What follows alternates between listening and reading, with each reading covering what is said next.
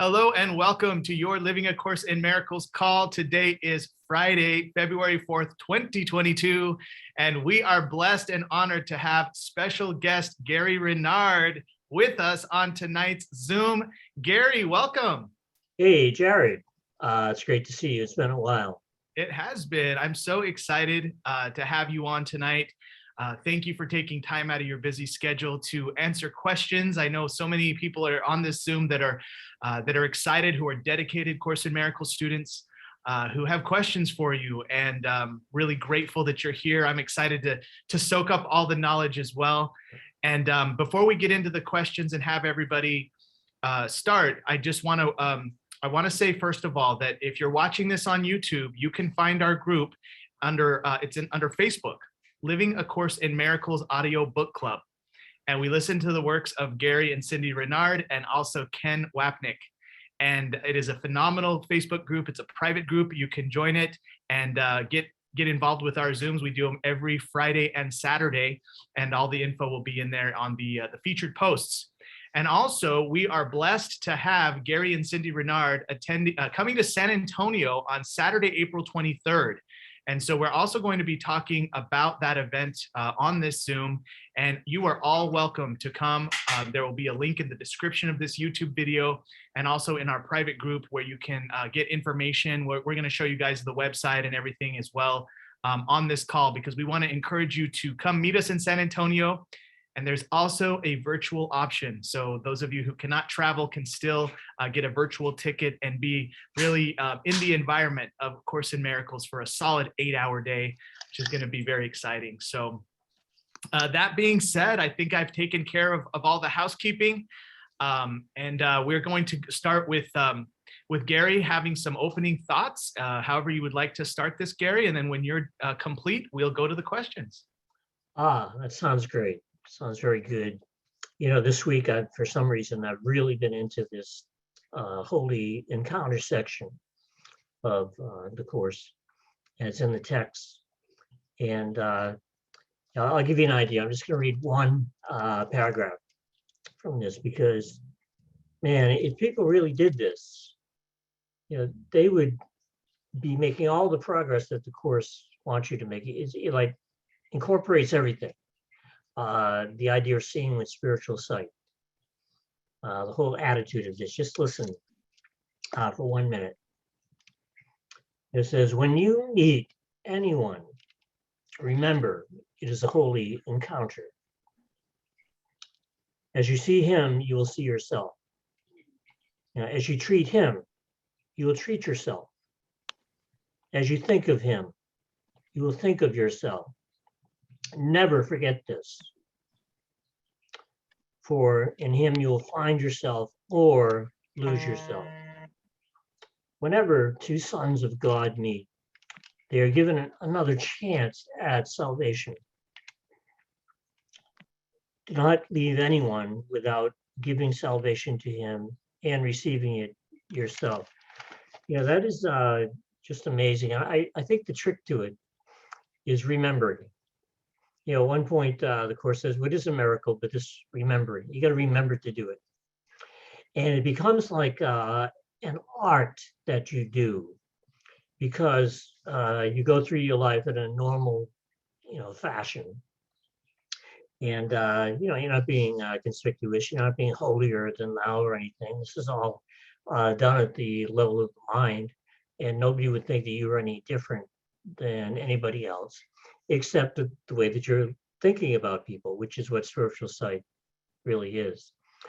So remember to think of that person as holy in the holy encounter. And when the Course uses the word holy, it also is using wholeness and oneness, and the fact that the person that you're meeting is really exactly the same as God. That's a holy encounter. There's a correlating sentence in the Course that really matches this. And this one sentence has so much information in it. And it's from the clarification of terms. And Jesus, speaking about himself in the third person, which he very seldom does in the course, but in the clarification of terms, he does, because he's talking about terms. And he says, Jesus was the name of a man who saw the face of Christ and all his brothers and remembered God. There's a lot of information, because he was, first of all, he's a man, he's not any different than anybody else. He's born the same as anybody else. But he saw the face of Christ and all his brothers, not some of them, all of them. He saw the face of Christ and all his brothers and remembered God. And that is about as close to a formula in the course as you were going to get as to how to do it. You see the face of Christ, and this is all metaphor, of course. The attitude is that that person that you're meeting is Christ, the one Son of God. Together, we are all the one Son of God. When the course talks about the sonship, is using a metaphor, because the sonship is a group of seemingly separate minds that are not really separate. They just think that they are. Even in the illusion, even in the dream, we cannot be separate from each other. That's impossible. So yeah, it looks like you're over there in Texas, I'm over here in California, where it's going to be 80 degrees and sunny this week. And I had to throw that in there. And it's like, you just have to remember it, because it looks like we're separate, but we're never separate. We never could be. Nor, according to the Course, could we ever be separate from God, not really.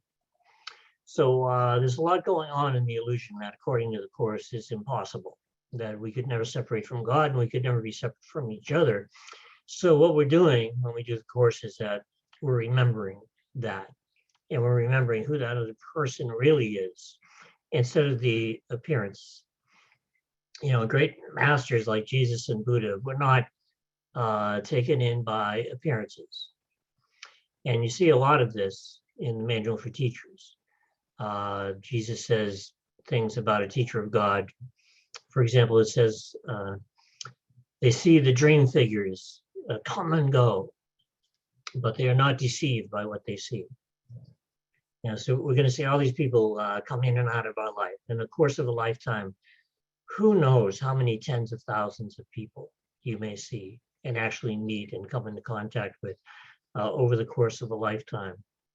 And the Manual for Teachers is saying about the teacher of God, he sees the dream figures come and go, but he is not deceived by what he sees, because every single one of them is the same. Every single one of them is the same in what they really are, which is exactly the same as God. And the way for you to have that experience for yourself is to see it everywhere, to see it in everybody. Think the way that the Holy Spirit thinks. And eventually you re-become that spirit that you really are.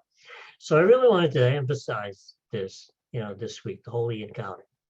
And Cindy and I are going to do that in our classes this month too. By the way, Cindy sends her love, and she's resting her voice. The doctor told her to rest her voice. I went with the doctor again with her yesterday. I went with her, and and the doctor said, look, just don't talk. So she's not talking. And we are getting along so well, because she can't speak. It's just, it's working out, it really is. But we're hoping that she'll get back to her normal speaking voice soon. And she's getting better, so that's encouraging. She doesn't have a virus or anything. It was voice strain. What really happened was, and she probably doesn't want me to tell you this because she likes to keep everything private, but she was singing karaoke. We had a few people over, and she just overdid it. I mean, she sang too much for too long, too loud, everything. And the next day she knew it, because she had a sore, raspy kind of a voice, and she hasn't been able to speak normal since then. But she'll get back to normal, because this happened once before. We were on a cruise in the Greek islands, and I don't know what happened, but she lost her voice, and it didn't come back for normal for 3 months. And we're really hoping that this time, and this was years ago, we're really hoping that this time it's not going to last 3 months, because she has been talking a little. She talks to me a little bit. Mostly I've had to read these notes that she's been writing. So she's been writing a lot of notes, and I've been reading them, and she creeps up on me and gives me these notes, and I'm startled, and she scares me, you know. You know, I'll be glad when this is over. But you know, just it's the little forgiveness lessons you have to do just as well as what looks like the big ones. And she's doing a good job forgiving this, and so am I.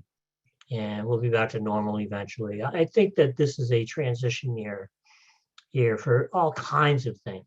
You know, 2022 is going to be the year when COVID fades away and life starts getting back to normal. And I'm not saying that it's going to go away completely. It's not. It's going to become probably endemic, you know, instead of what they call a pandemic, you know, like the flu. I mean, nobody likes the flu, and tens of thousands of people die from it every year. And, you know, we wish that would go away too, but it doesn't. And I don't think that the COVID is ever going to completely go away, but it'll diminish.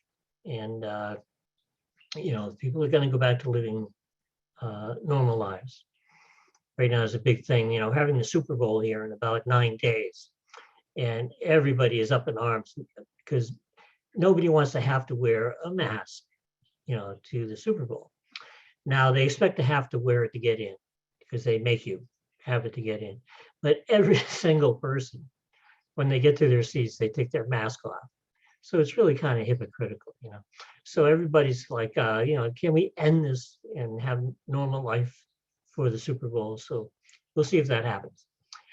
Me, I'm not going to the Super Bowl because a good seat costs about $10,000 right now, and I'm not willing to pay that. Yeah, and you can see it just as well on television. So you know, I'm going to do it that way. But I'm excited for Los Angeles because the people here are all excited. They're really into it. Me, I was a Tom Brady fan, so you know, but you know, he's won enough Super Bowls. It's time to give somebody else a chance, and that'll happen this year. And nobody really knows, you know, who's going to win the Super Bowl. They think they do, but nobody really knows because both teams are very good.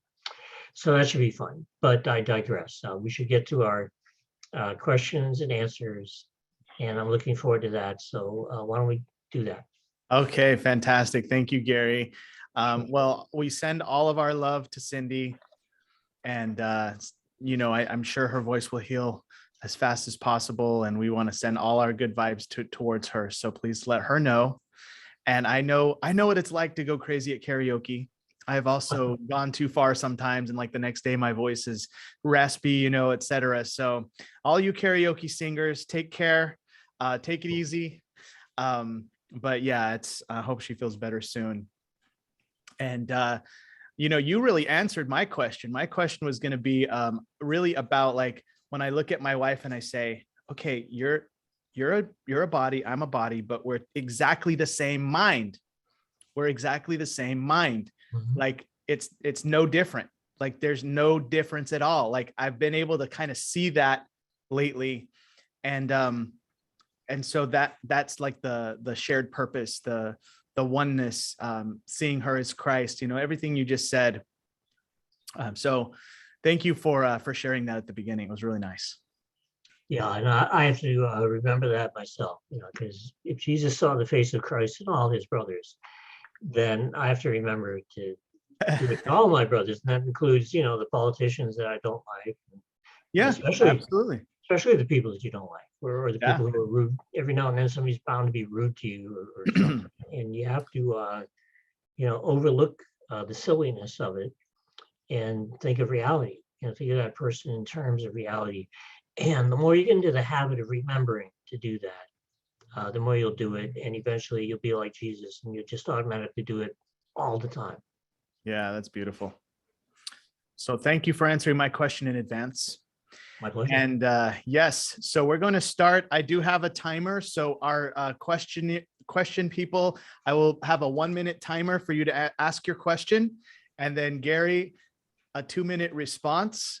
but you guys can go over, okay? It's just gonna go off, and then you can know that it went off. So it's all good. It's not gonna be that rigid. We're not gonna pull anyone off the stage or anything like that. But I do want to bring on our first question, Eli Davy from Winnipeg, Manitoba, Canada. Eli, Yes. welcome. Up here in the cold, and you had mentioned your wonderful weather down there, and I wanted to slap you, if you'll forgive me for that. That's one of the Anyway, reasons I came. yes, I'm hoping to at least move to Victoria since I'm up here in Canada, but regardless, our weather here is -29, which would be about, say, -25 Fahrenheit, something like that. So, Wow. wow, eh? Okay, I kind of had two. One is a yes, no quick answer. Because Perth had mentioned in Immortal Reality that you would do the workbook more than once. Have you done it for a second time? Yeah, I did eventually do it a second time.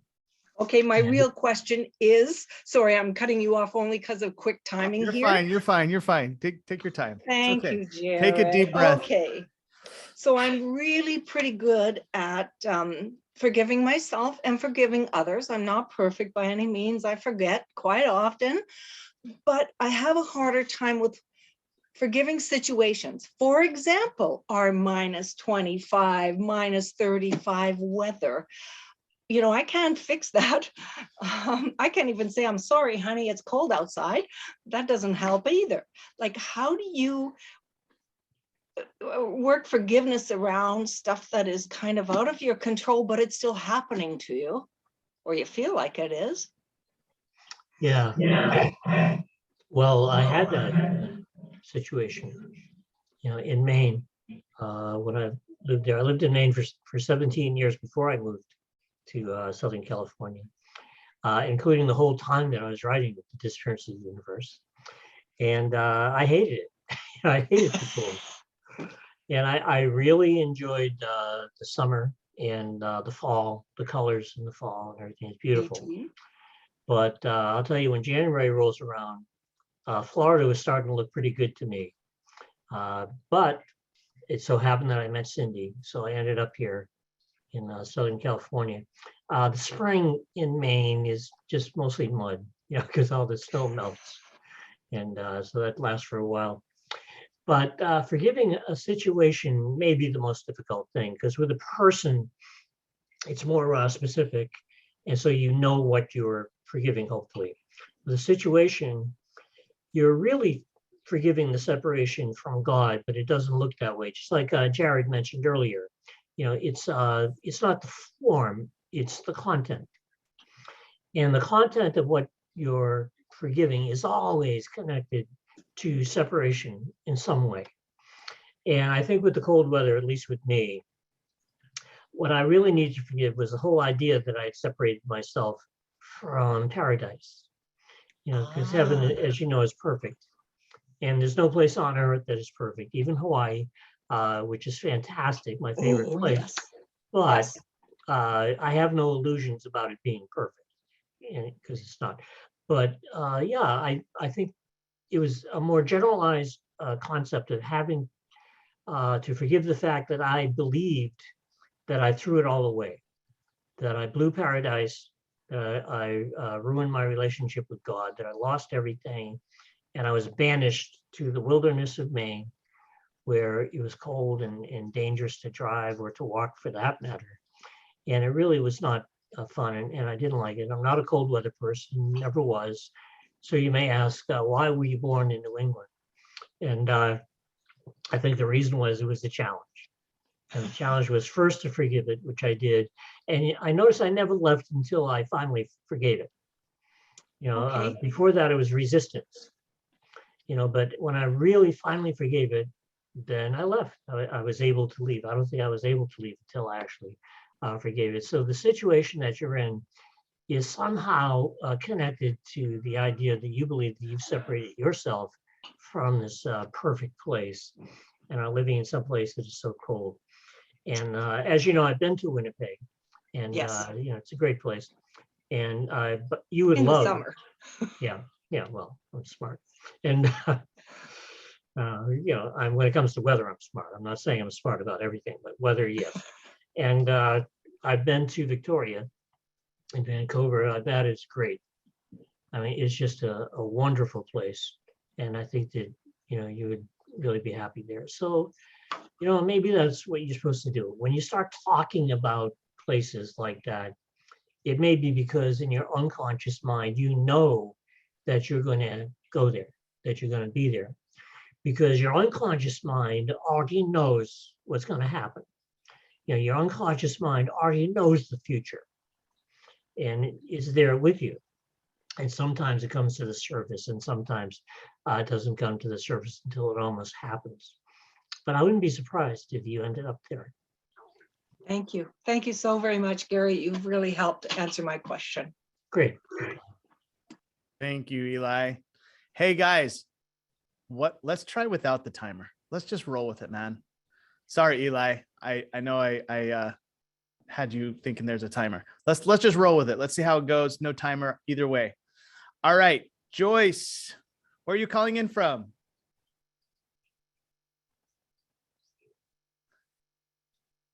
Joyce, it is your turn. She may be muted. Yeah, she's definitely muted. She's probably trying to unmute herself frantically.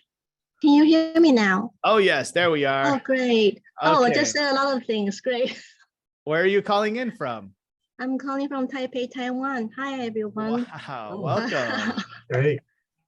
Yeah, so I'm very nervous here. I'm Me- glad you don't have the timer right now. I'm very lucky because I'm confused. I don't even know how to say my questions really. So hopefully Gary can help me with this. Sure. So many course teachers mentioned about awareness and consciousness. I think I'm stuck with all these words or forms. Do they mean the capital self? And by looking, is that awareness? And what is the meaning of watching the clouds go by? Is that the same thing as the forgiveness steps? If I, at the third step, choose the Holy Spirit, looking at the dream, is that the same thing? See, my question doesn't really make sense. So can you help me out, Gary, please? The course makes a very clear distinction between consciousness and awareness. Awareness is of spirit, and it means that you're becoming more aware of reality instead of the illusion. And that happens by making the choice for it. Because the course teaches that mind is the activating agent of spirit. You activate spirit in your mind by choosing to see the illusion through the eyes of the Holy Spirit. So that leads to awareness. And when you talk about watching the clouds go by, there's a place in the course where Jesus says, imagine me taking your hand and leading you past the clouds of guilt. And what he's saying there is that, the clouds of guilt are everywhere. And what he's doing is helping you to kind of like dissolve them. It's almost like a puff of smoke that you could blow away. You're actually being led by Jesus, and you can call it the Holy Spirit if you want to. It's the same thing. And he's leading you past the clouds of guilt with forgiveness. And because of that, the guilt is dissipating. The guilt is getting weaker. The Course talks about the ego's withering attacks. So when he says that you should imagine him leading you past the clouds of guilt, then he says, I assure you that this will be no idle fantasy. Now, he's saying that he's really doing that that's not just a metaphor, that he really is leading you and leading you home, really, which is his job. That's the Holy Spirit's job, is to lead you home to heaven. And I didn't understand all of your question, but I think I got the gist of it. And by the way, I've been to Taipei. And, yes, I remembered. Yes, thank you. I really, really enjoyed it. And, thank you so much. Yeah, great. Thank you. My pleasure.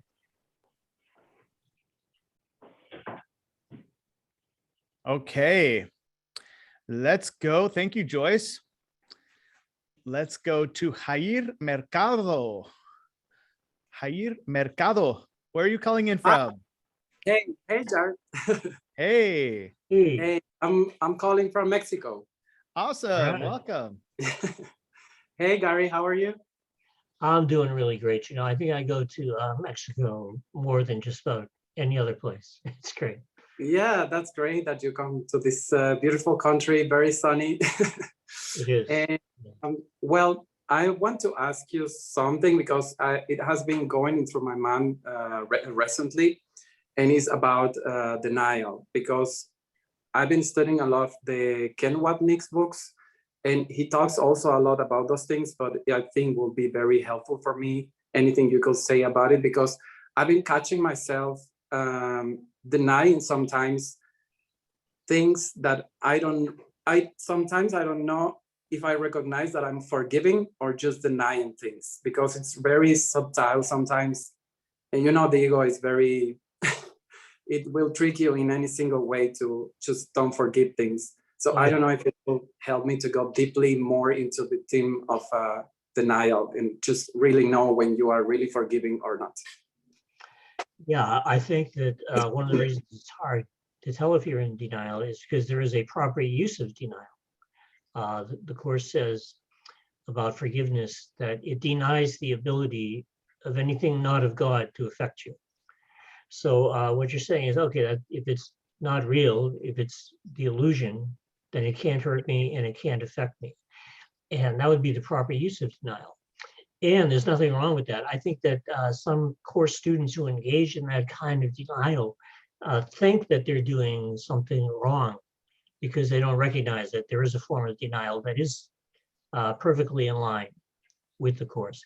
Then there's the other form of denial, which simply denies that anything happened.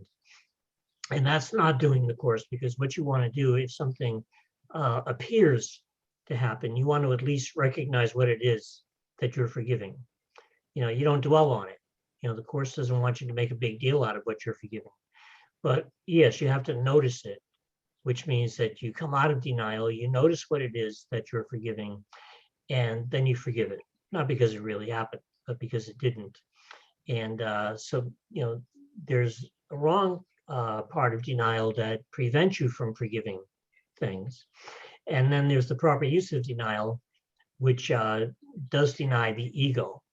So another way of putting it is you could say that the ego denies the truth, and the Holy Spirit denies the ego.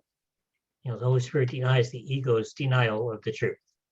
So yeah, it sounds like a word game, but it's not, because one of them works and one of them doesn't. One of them actually prevents you from forgiving, and the other one is part of forgiveness.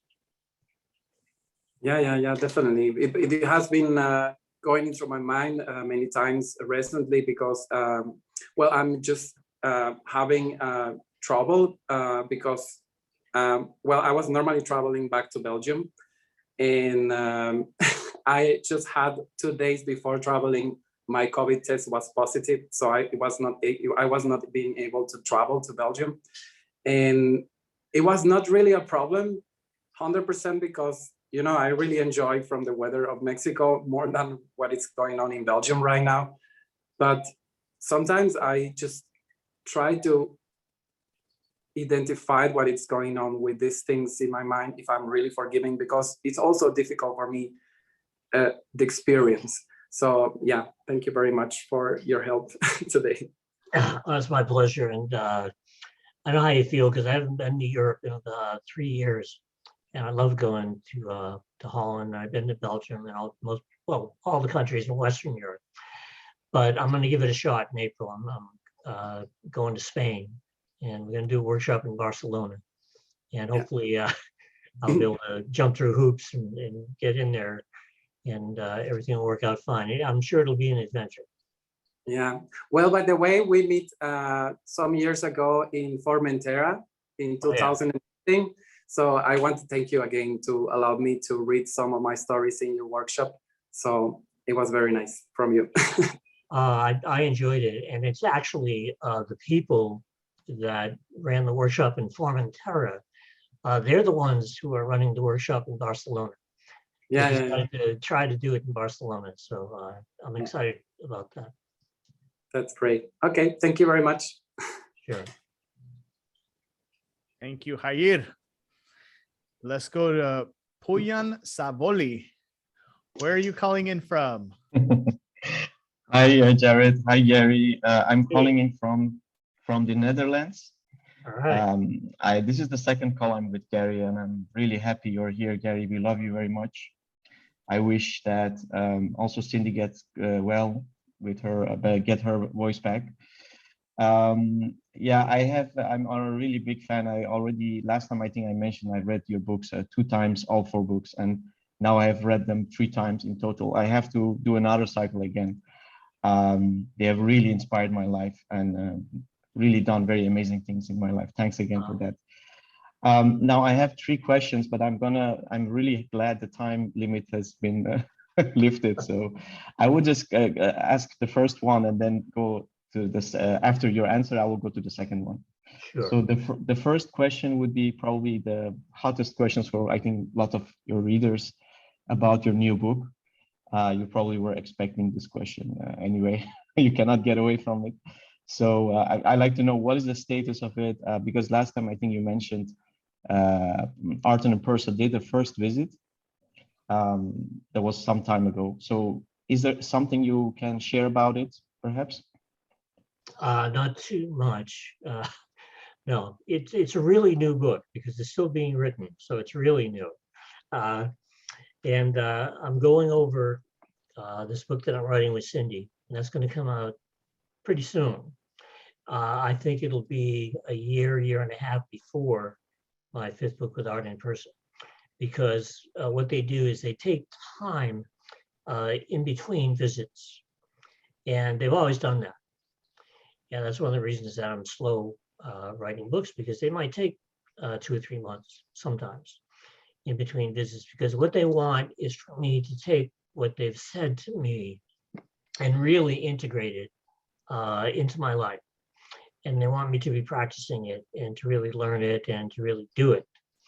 And I think that if I didn't do it, they wouldn't come back until I did. So maybe that's a way of motivating me.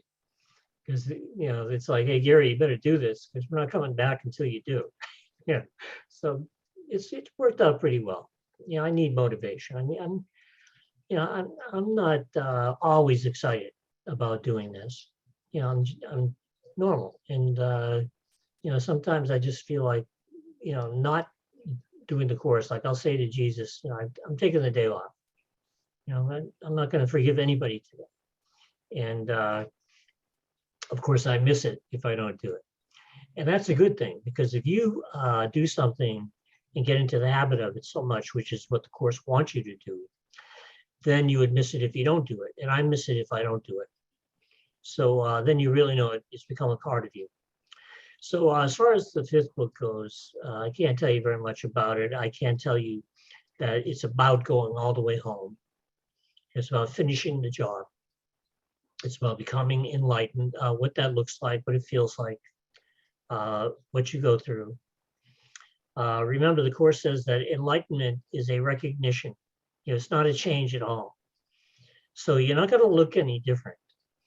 And people aren't going to know if you're enlightened or not. You know, people didn't know that Ken Wapnick was enlightened, and he never said so. But I just knew. You know, I knew that he was enlightened, even though he never said it. And Bill Thetford, he never said that he was enlightened, but people who knew him, Judy and Ken and you know, Helen when she was with us, I think they all knew by the end that he was enlightened, although Helen passed away a few years before he did. And I think that people generally accept that Helen was not enlightened because she said so. And she said she knew that the information in the course was true, but she couldn't live it. She said, I know it's true, but I can't believe it. I don't believe it, which meant that she couldn't invest her belief in it, even though she knew intellectually that what it was saying was true. And I'd like to think that what I'm doing is not just knowing it intellectually, that I'm actually living it. I really think that I do believe it, and that I'm investing my belief in the right place. Jesus says in the Course that the poor, and of course he was speaking metaphorically when he told people, yeah, he says this in the Course, I told you to sell everything that you own and come and follow me. What he meant was that if you put your investment in this world, then the idols of this world are going to fail and you will weep, and that the poor are those who have invested wrongly. And they are poor indeed, is the way that he puts it, because they've invested their belief in this world. And what he wants you to do with the Course is invest your belief in the right place, instead of the wrong place, which is why he says be vigilant only for God and his kingdom. So you're investing your belief where it belongs, and that leads to a different experience. And the amazingly ironic part is that you can have a better life and be more successful in the world because you can be inspired, by spirit, and that can lead to all kinds of good things. It's just that now you're putting the kingdom of heaven first. And he even mentions that quotation in the Song of Prayer section of the Course. He says, you have sought first the kingdom of heaven, and all else has indeed been added unto you. So now we're putting the horse before the cart. We're putting God first, we're putting spirit first. And the irony is we can have all that other stuff too. It's just we're not putting it first because that's all temporary stuff. Like he says in the Song of Prayer, these things are secondary, and you're putting what's important first. That's all they were really being asked to do in the Course. Great. Thank you very much, Gary. I will just hurry up. Other people are waiting. So I will go to the second question. This is about the tiny mad idea. We have probably heard it often. We know it never happened, right? But there is a friend who asked me to ask this, and their question is basically, we know that it did not happen. He's still asking a different way, perhaps, as Kenneth Wapnick would say. But he says, would God actually know that Son of God might get pulled into this dream of separation? Do you have any answer to that, perhaps? Yeah, according to the Course, the answer would be no. God does not know about this world. The Course does use some metaphor about that, where you might think that he knows about it, but that's clearly metaphor to me. The thing is, what does know about our involvement in this world is the Holy Spirit. And the Holy Spirit is the voice for God, not the voice of God, but the voice for God, according to the Course. The Holy Spirit's job is to lead us back home. And God does not know or interact with this world, because when you think about it, if he did, or if he even knew about it, that would make duality real, because God is all powerful. And if he acknowledged the existence of duality, then duality would be real. And then that would lead to even worse problems, because for one thing, it would mean that God is just as crazy as we are. If he's engaging in separation instead of the perfect oneness of heaven, because only perfect oneness can be perfect love. And God is perfect love, and both the Course and the Bible say that, although the Bible didn't stick to it. But God really is perfect love. And the only way that it can be perfect is for it to be perfect oneness and wholeness, which is why in the Course, heaven is defined as the awareness of perfect oneness and the knowledge that there is nothing else. So I really think that we have to be uncompromising about that, and that we have to realize, no, God, doesn't have anything to do with this world. And instead of dragging God down to his level, what Jesus did was he realized that if he wanted to go home to God, then he had to think the way that God would think if God was here. And God is here only in the form of the Holy Spirit. The Holy Spirit has taken on a form which God would never do because that would be separation. But the Holy Spirit has taken on a form specifically to communicate with us. So that's why he's the voice for God. He took on a form to communicate with us in a way that we could accept and understand. And the Holy Spirit does this all over the universe. And not everybody in the universe speaks English. So the Holy Spirit can talk to anybody and speak any language and communicate with anybody, including animals. They don't think the way that we do, but the Holy Spirit knows how they think. And they will return to perfect love just like everybody else. But I think the answer is no to that idea of God being aware of anything except perfect oneness, because that's the Course's definition of heaven, that awareness of perfect oneness and the knowledge that there is nothing else. And if there is nothing else, then God would not be aware of something that is nothing. Thank you, Gary. You explained really well. Thanks a lot.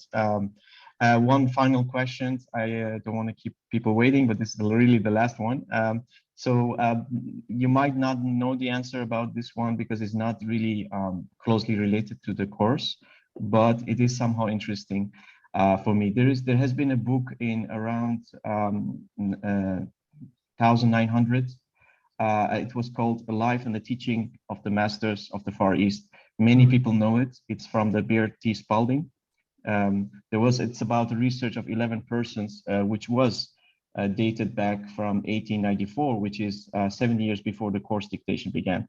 And in that research, there was like a meeting with Jesus and Buddha and some other very well ascended masters, basically.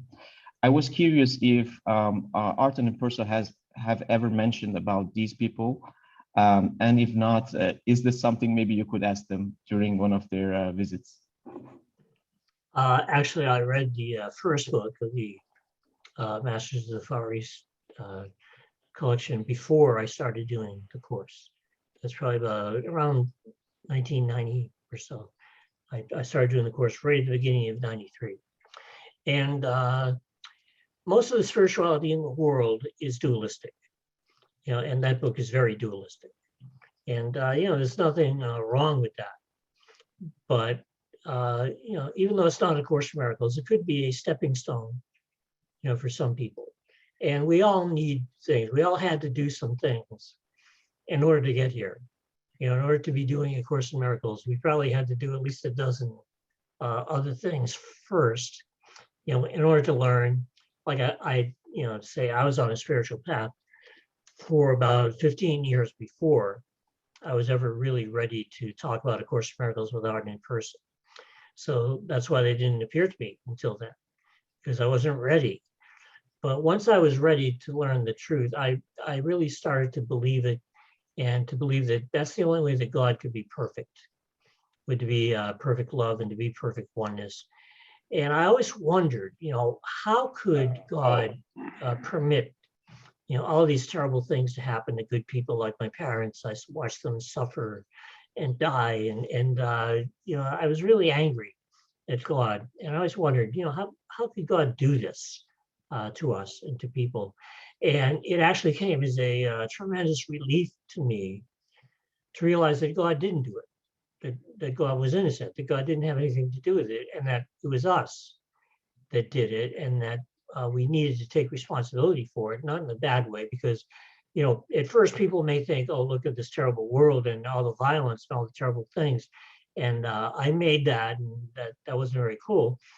And I think that what they need to realize is that what they really did was nothing, because this world is nothing. It's not really something. That's why it's forgivable. If it was real, I don't think that it would be forgivable, but it's forgivable because it's not real. And that makes forgiveness totally justified. And that's one of the fundamental tenets, as you know, of the Course. And I think it's important. Yeah, thank you very much, Gary. Oh, it's my pleasure. Thank you. Bye. Thank you, Boyan. Great questions. All right, let's go to Leslie in Los Angeles. She's in the car with her kiddos. I am. Perfect timing. I'm going to have to ask my question while I drive home. But hello, Theory. Hello. It's an unimaginable pleasure to meet you finally. And like everyone else, you've transformed my life with your books. And at first it was very traumatic because I was very attached to being a productive person in the world and trying to change the world. And so when I realized there was no world, that really freaked me out. Anyway, but my question goes back to exactly what you were saying at the very beginning. In fact, I wouldn't mind if you would at the end maybe reiterate where that section of the course is that quote came from. I'm about 100 and so pages into the Course in Miracles book. I just started it maybe like 2-3 weeks ago.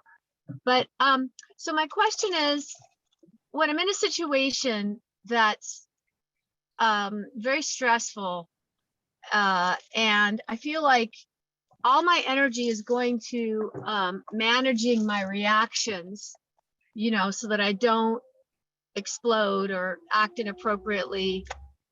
Let's say with, I'm a school teacher and I've got a kid acting out and I don't want to add fuel to the fire. So all my energy is going to that. What kind of advice can you give me to, get to that place where I'm able to pause and choose a different teacher, as opposed to just feeling like I'm in survival mode and either trying to stop my reaction or in full-blown reaction? Well, first of all, it's all right to be productive in the world and to do things and to try to save the world. The question is, are you doing it with love? Are you doing it out of a place of love or something else? There could be many reasons why people do the things that they do. And the Course says, teach only love, for that is what you are. So there's a difference between being political with love and trying to save the world and blaming the people who are causing all these problems in the world, which is very easy to slip into. So it's okay to do normal things. Everybody's going to do something while they appear to be here. The question is, who are you doing it with? Are you doing it with the Holy Spirit, or are you doing it with the ego? Are you looking at things with the Holy Spirit? As far as what you do in the world and how busy you are in the world, that doesn't matter.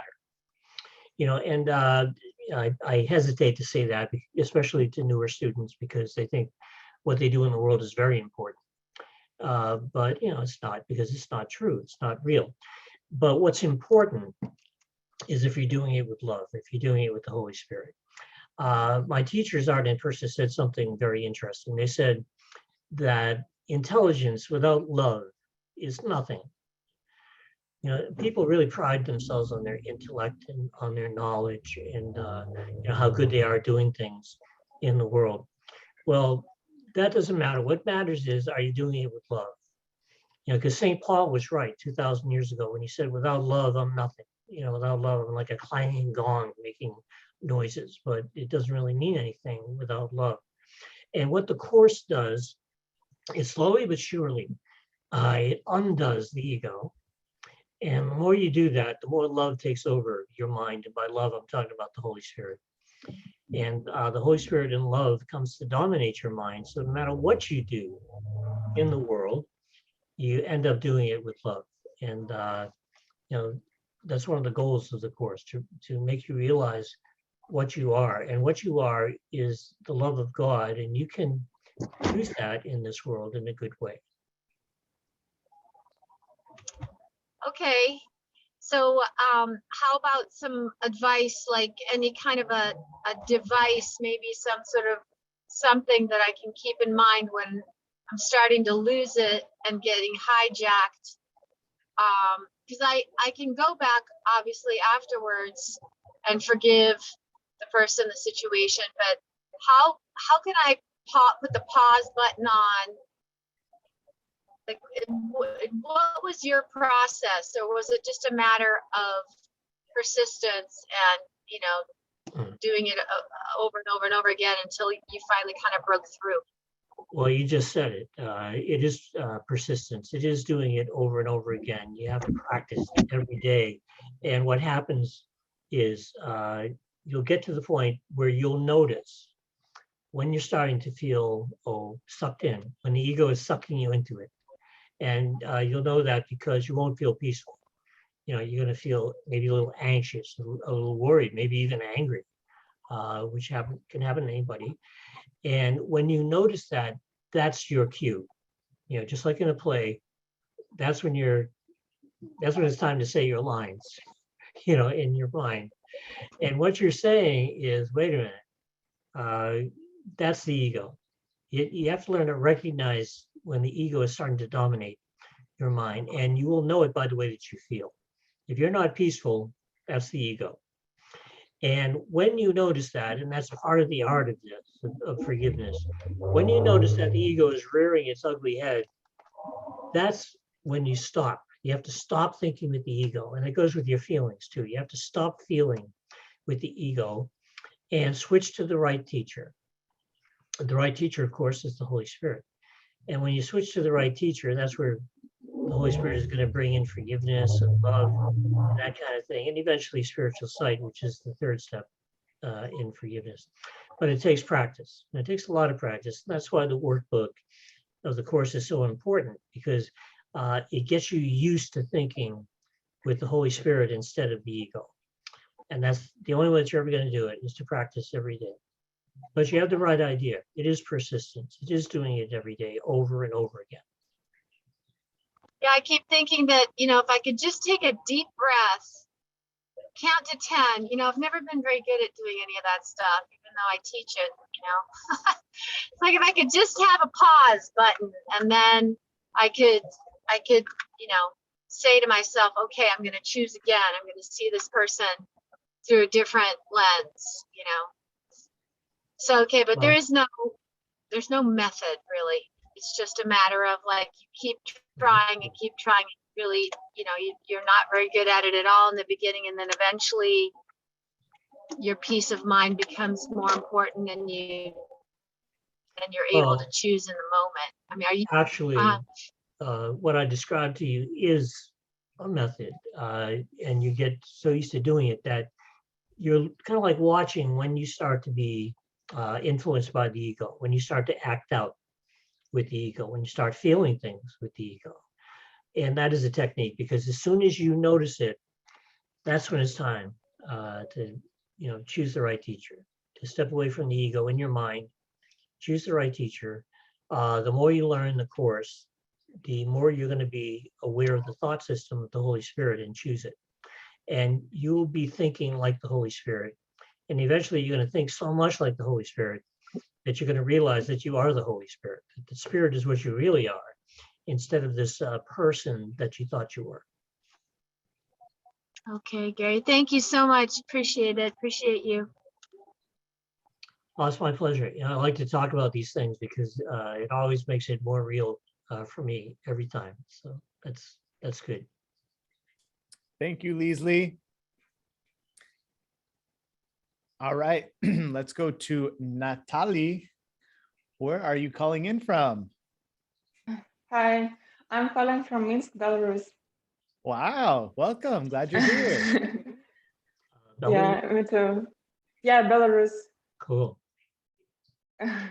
Yeah, I very much love your books, Gary. I listen to them in audiobook, in Kindle. Well, and actually, I started my spiritual journey, as I can say, of getting rid of ego from non-dualistic studies of Advaita about 12 years ago.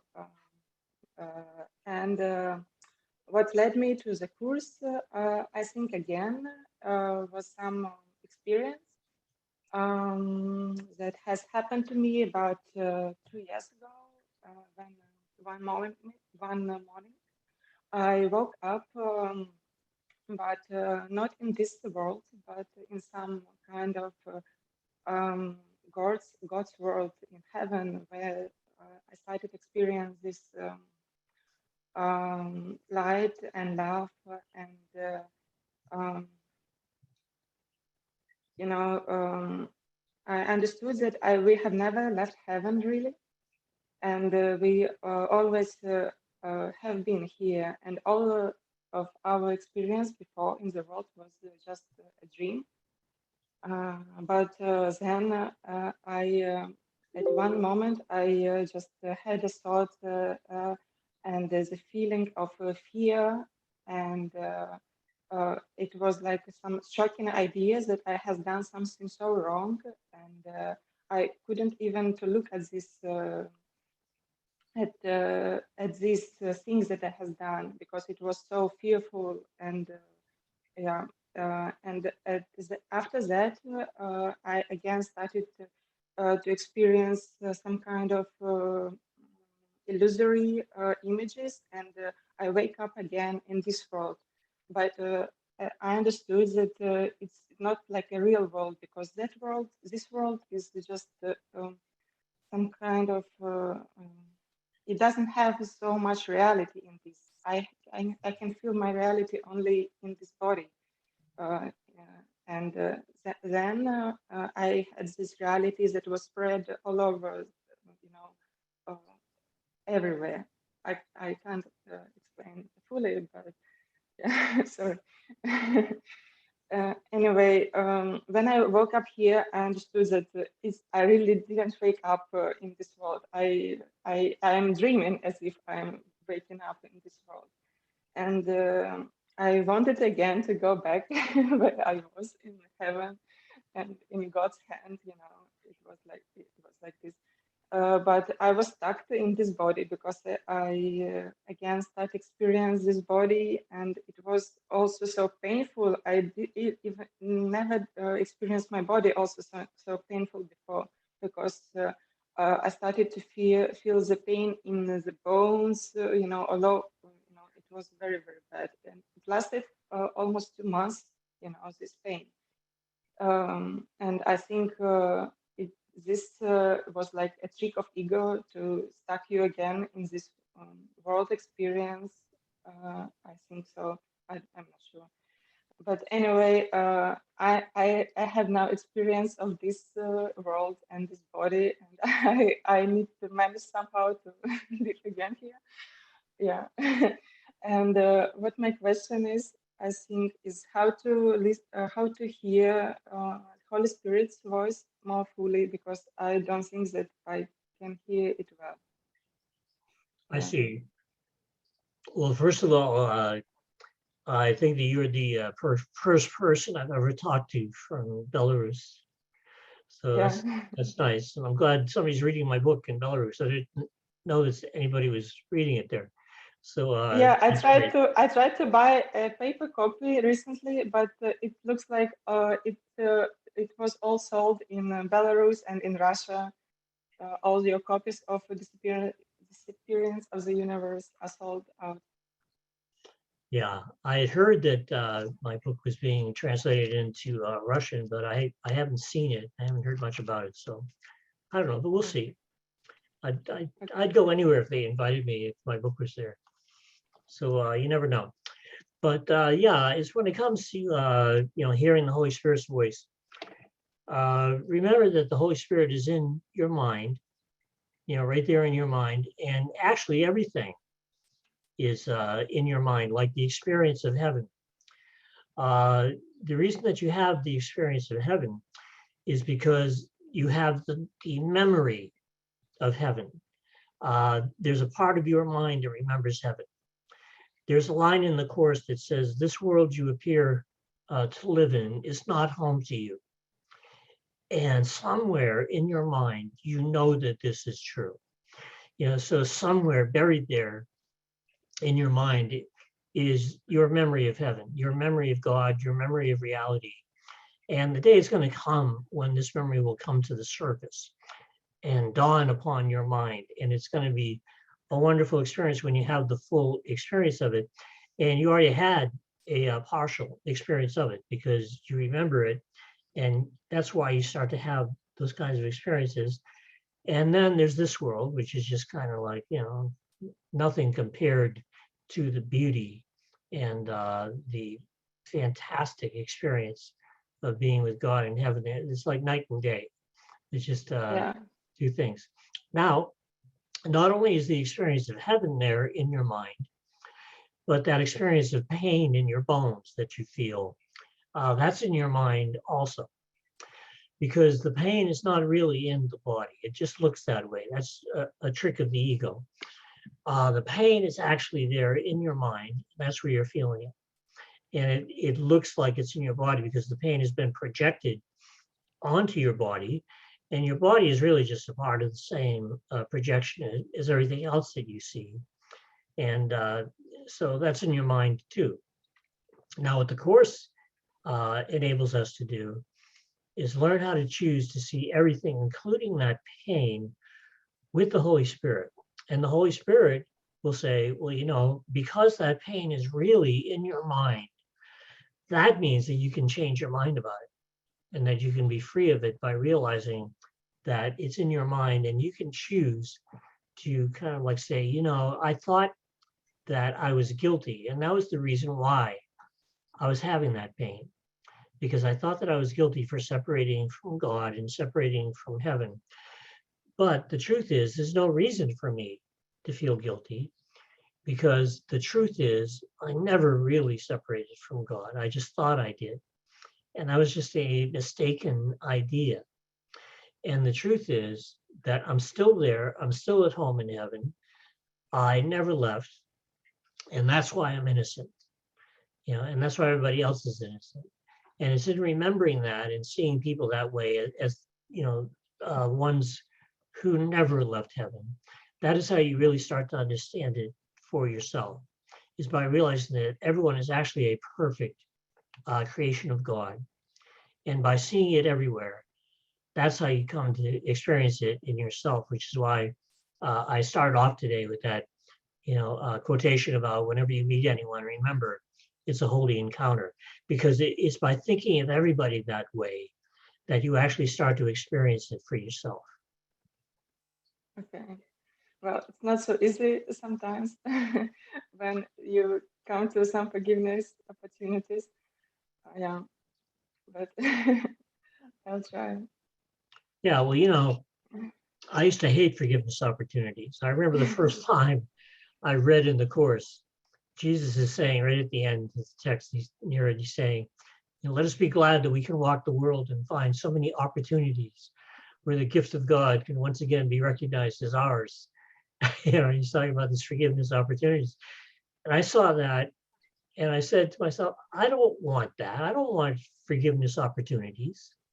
My reaction to the Course initially was a lot like that. Like I see him talking about relationships and everything. I'm thinking, I don't want relationships. I don't want to have to work at it. I don't want to, have to change the way that I look at everything.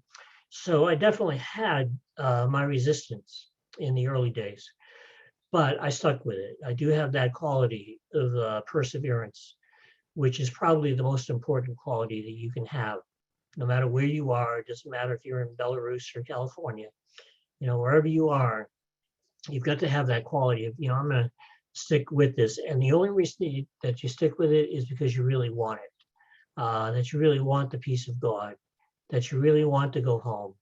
And if you do, then you'll keep practicing until it becomes a part of you, and that changes your experience. When you really do that, it actually changes your experience, not only of life, but it changes your identity from the experience of being an individual and being a body to the experience of being perfect oneness with God, which is your reality. Well, as I can understand, I can experience this being in this world, the experience of heaven, but being in the illusory world. Well, what happens is you change your experience gradually.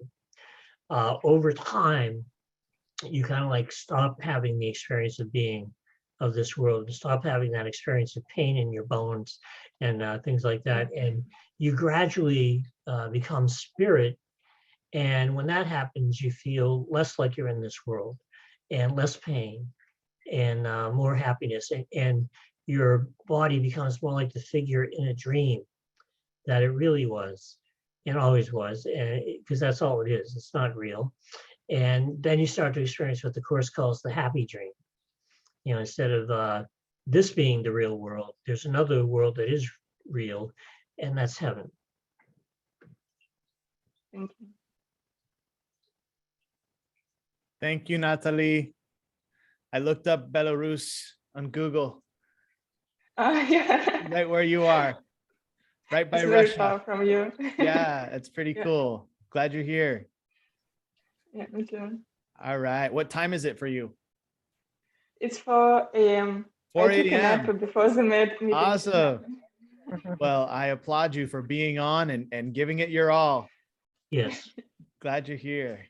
That says a lot. All right, let's go to Vera. Where are you calling in from? From Pennsylvania, Oh, USA. awesome. Welcome. Hi, Gary. Hi, Uh, Vera. Hey, I'm hi. going to be going to Pennsylvania in May 7th. Oh, where are you going to be? What part? It'll be Philadelphia. Oh, okay. May 7th. Yeah, a Holiday Inn in Philadelphia, classic place. Oh, okay, cool. Yeah, I just wanted to ask,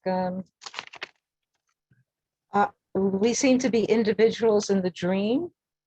Are we individuals in the oneness? So do we disappear as individuals somehow in the oneness? I know that's a question that a lot of people have, because we think that our consciousness is very valuable and that our identity is very valuable. And, you know, Course in Miracles is relentless about these things, including consciousness, which we think is so important. And the Course says that in order to learn this course, it's necessary for you to question every value that you ever had. And the Course is saying that consciousness is the domain of the ego, that it's not important, that all it is separation. Because in order to have consciousness, you have to have separation, you have to have duality, you have to have a subject and an object, you have to have something to be conscious of. And the Course is saying, no, that's not a good thing. And what happens when you return to reality is that, yes, you do lose that consciousness. And that sounds threatening to people at first, because they think that they're going to disappear and not have any kind of existence. But the truth is that what you're going to have is a much better existence, so much better that you can't even put it into words. You can't put the experience of that reality that you really are into words, because it is beyond all words. And that's the experience of your perfect oneness with God, the experience of heaven. And that blows away anything that this world has to offer. There's nothing here that can compare with that. And it's even possible for you to experience that while you still appear to be here. And some people do have that experience, and it's better than being here. And you know, people worry about giving up their lives and giving up the body and all that. I think they're forgetting that they're going to have to do that anyway. 30, 40 years from now, however long it is, that body of yours is not going to last. It's not always going to be here. So why not take advantage of the time that you have here to learn something and grow into what you really are, instead of clinging to something that is not going to be here 50 years from now or whatever. So like when I watch some of the near-death experience videos or NDEs, so when people see their families supposedly after they die and they cross over and they see families there or previous dead people, is that still part of the dream then? The ego dream? Yeah, that's right. You're still dreaming. The Course says that all of your time is spent in dreaming. So even the idea that you were born into this world, that was a dream. And your whole life and all the people in it are a dream. And if you haven't attained enlightenment, which most people haven't at the end of their lives, but you may have learned a great deal and you may be very close, and it is possible for you to attain enlightenment in this lifetime, but whatever it is, when you go to that so-called afterlife, Arden first called the in-between life. Yes, it is very possible, even likely, for you to see these people. And what you forget is that you made them up. You made up everybody in this world. They're creations of yours, or the Course would call them images.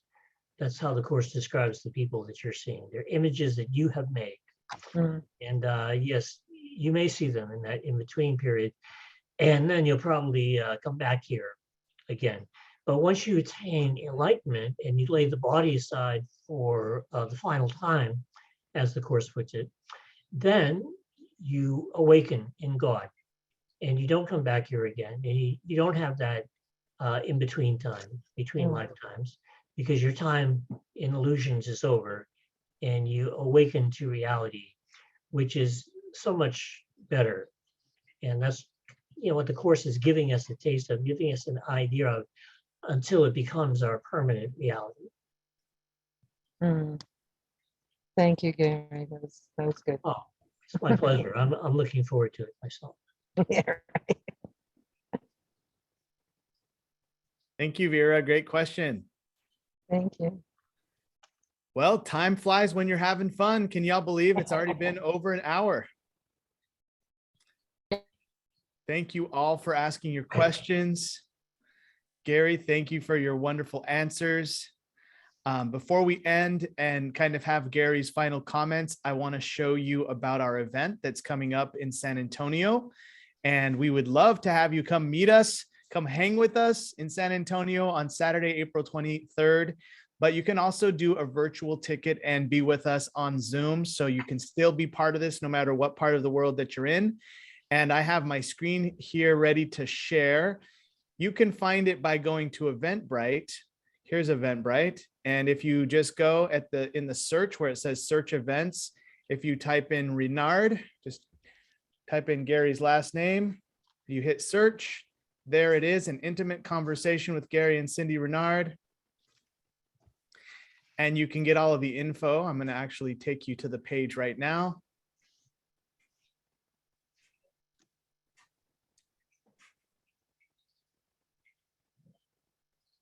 Here it is. This is the one event of the year that Cindy is going to too. It's not just Gary. So you're going to have double the firepower at this event. And it's last year we did this exact format. It was such a wonderful event that we decided to do it again. And Gary and Cindy wanted to come back, which we're very excited about. It's going to be at a location called Brick at Blue Star. This is downtown San Antonio. So if you want to come out here, get there the night before, because it starts at 10:30 in the morning. Doors will open at 10 a.m. on April 23rd. And it's going to be a nice 3-hour session in the beginning. But it's so cool, I think, to be there on time, because the visiting and the fellowship and all the times together before is a lot of fun. But then you also have a 90-minute lunch break. So there will be a nice time to hang out with your fellow mighty companions. And then we will come back and do a good 2.5 hours of Gary and Cindy and then Q&A. So that's the entire event. So it's an all-day event. The ticket is $85, and there's a live stream option as well, also for $85. And this is through April 1st. And then the price will be going up to $109 after that. So I want to encourage you to get your ticket in advance. And obviously you'll be able to also, if you're in person, get Gary's books. And most of you probably already have them on this call, but it's great because there's different products there. It's just going to be a great celebration of A Course in Miracles and learning. And we want you guys to be there in person or on the live stream, and you can get your tickets here. And then also, if you're wondering about our group, Living A Course in Miracles, you can find us if you just do a search in Facebook, Living A Course in Miracles Audio Book Club. Once you go to the group, you're going to see a featured post. And this is what we are studying right now, is the works of Kenneth Wapnick. We're doing Manual for Teachers, and all of our announcements are in the featured post you can see here. But if you come here and you look at what we're studying, you're going to see that we have like a little schedule. So in this particular post, we were doing 30 minutes at a time. and we discuss these 30-minute segments of the video. And then we have the link to the YouTube video so you can watch it and study from Ken Wapnick. And then the link to join us on Fridays at 7 o'clock Central or Saturdays at 11 a.m. Central with Sue Ann Knobloch. And so the featured post has all of the information, and you can always look us up here at Living A Course in Miracles Audio Book Club. So yeah, we are excited to continue to study A Course in Miracles and, finish the job, as Gary says, awaken from this dream completely, do all of our forgiveness lessons, and very, very excited to be part of this group. So thank you all. Looks like we have another question from Eli Davey before we end. Go ahead, Eli. Yes, when you showed about the tickets and you said there would be books there, but probably most of us have, of course. And you said, like, it made it sound like there would be other stuff there. Like, Gary, do you sell like T-shirts that say "Disappearance of the Universe"? Or, I mean, like, I have a Brad Paisley T-shirt. I want a disappearance T-shirt. We need a T-shirt, man. Yeah. Well, I have a T-shirt here at home. It says JAFO, J-A-F-O on it. And if you don't know what that means, we used to have an online group a long time ago. And a friend of mine coined this phrase, JAFO. It stands for Just Another Forgiveness Opportunity. Oh. And maybe I should, make up some of those. I like disappearance. But yeah, me too. I like that one too. But I don't usually have any T-shirts. I just sign books and I talk to people. I have a very slow moving, line at the book signing because I actually take the time to talk to everybody. And so we might be there for an hour and a half after the workshop's over. And we could bring our book from home for you to sign? Sure, absolutely. All righty, thank you. Yes, and we'll see about these concert T-shirts. I think that'd be a hot seller, man. You have a picture of Gary and Cindy and like your dates on the back, just like a band. That's right. Yeah. We'll talk about it. It's a great idea. All right. Well, yes, yeah. There's lots of people in the chats, Gary. They're all excited about the concert T-shirt. So anyway, good. We'll see what happens with that. We'll have Cindy's image more prominent because she looks better tonight. Hey, whatever it takes, man. Whatever sells the T-shirts. No, that's right. Well, thank you again. This has been a pleasure. Yes, Terry Wade will be getting a T-shirt. There's a lot of enthusiasm about the T-shirts now. All right. Okay. We hear you. Hey, we want you guys to be here every Friday. I know a lot of you are watching right now that may not know about our group. So come on every Friday and study A Course in Miracles with us.